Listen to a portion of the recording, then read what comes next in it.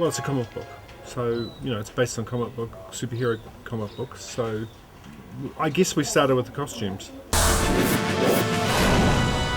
So I just started drawing the costumes up.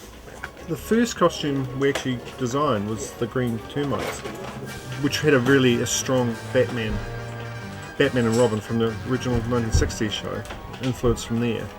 And then we sort of took that one and developed the others from there. The budget plays a huge part in every element of making the show. Hollywood movies spend thousands and thousands of dollars in creating these costumes that literally the actors have to be poured into every time they use them, but we obviously couldn't do that. Going down the old school kind of lycra way, we were kind of forced into it, but in a way it suited the way we wanted the show to look.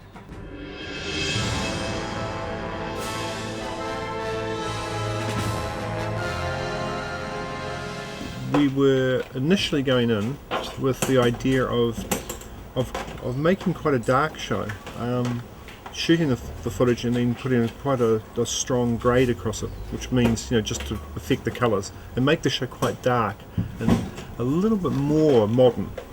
But we started getting the footage back and we loved it. It just looked so great and bright, and Dave Cameron, the DOP, and then we took the footage into the edit suite and we just went, no, I mean it just looks so lovely the way it is, and the colours are so vibrant, so we went with that. We went with essentially what we got. Developing the look for the show was a conversation between Matt, Stephen and myself, where we talked about the bad guys and the good guys and what their worlds had to feel like.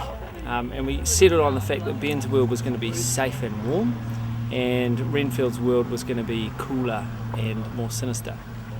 And then that fleshed out into the fact that it is a kids' television series with superheroes in very brightly coloured spandex, that there was a bit of artistic licence in terms of the colours that we could bring in through lighting and wardrobe and art department throughout the series.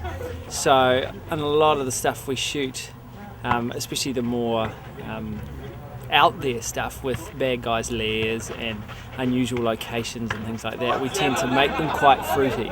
Strong colours, shafts of light, smoke, all that sort of stuff. Whereas the day-to-day world tends to be a little bit more normal and a little bit safer, so you get that change when you go into superhero mode. Well, we always try and treat each episode as a mini movie, and so we try and get as much action and adventure going as possible. So shooting style, we've got small cameras, we're agile, we can get different angles, we can push angles really easily without big camera rigs and stuff. So the idea was to get as much of a filmic kind of adventure superhero look as we could with the small cameras we have. What influences us really, I think, to be honest, is every single thing we've ever seen in our lives that we've liked, and we just try to put that in and have fun with it.